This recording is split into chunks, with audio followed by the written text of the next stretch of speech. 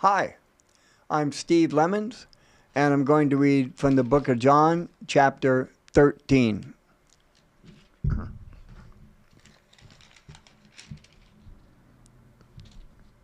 Before the Passover celebration, Jesus knew that his hour had come to leave this world and return to his Father.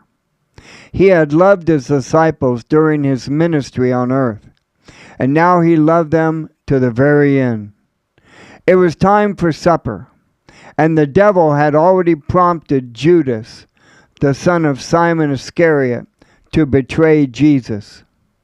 Jesus knew that the Father had given him authority over everything, and that he had come from God and would return to God. So he got up from the table and took off his robe, wrapped a towel around his waist, and poured water into a basin. Then he began to wash the disciples' feet,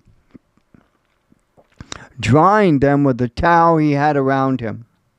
When Jesus came to Simon Peter, Peter said to him, "Lord, are you going to wash my feet?" Jesus replied, "You don't understand now what I'm doing, but someday you will." "No," Peter protested, "you will never wash my feet." Jesus replied, "Unless I wash you, you won't belong to me." Simon Peter exclaimed, "Then wash my hands and feet as well." "Lord, not just my feet." Jesus replied, "A person who has bathed all over does not need to wash except for the feet, to be entirely clean. And you disciples are clean, but not all of you."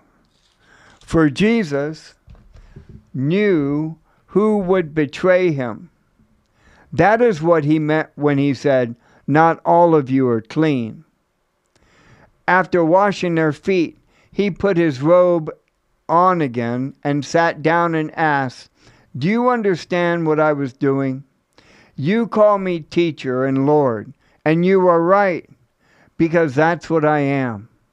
And since I, your Lord and teacher, have washed your feet, you ought to wash each other's feet. I have given you an example to follow. Do as I have done to you.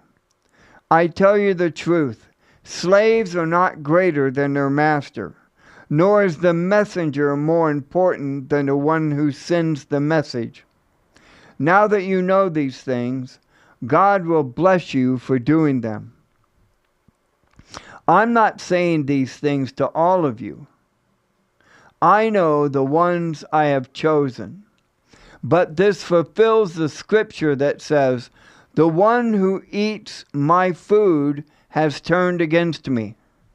I tell you this beforehand, so that when it happens you will believe that I am the Messiah. I tell you the truth. Anyone who welcomes my messenger is welcoming me, and anyone who welcomes me is welcoming the Father who sent me. Now Jesus was deeply troubled, and he exclaimed, "I tell you the truth. One of you will betray me." The disciples looked at each other, wondering who he could mean. The disciple Jesus loved was sitting next to Jesus at the table.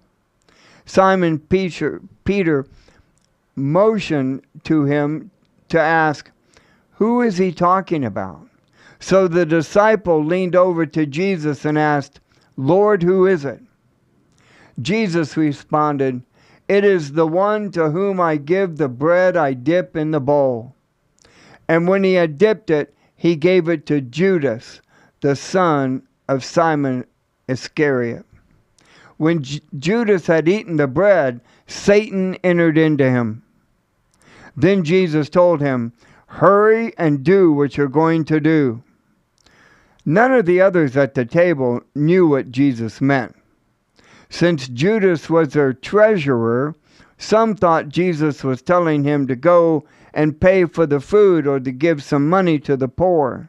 So Judas left at once, going out into the night. As soon as Judas left the room, Jesus said, "The time has come for the Son of Man to enter into his glory, and God will be glorified because of him. And since God receives glory because of his Son, he will give his own glory to the Son, and he will do so at once. Dear children, I will be with you only a little longer. And as I told the Jewish leaders, you will search for me, but you can't come to where I'm going. So now I'm giving you a new commandment. Love each other. Just as I have loved you, you should love each other. Your love for one another will prove to the world that you are my disciples." Simon Peter asked, "Lord, where are you going?" And Jesus replied, "You can't go with me now, but you will follow me later." "But why can't I come now, Lord?" he asked. "I'm ready to die for you." Jesus answered, "Die for me? I tell you the truth, Peter. Before the rooster crows tomorrow morning, you will deny me 3 times that you even know me." John chapter 13.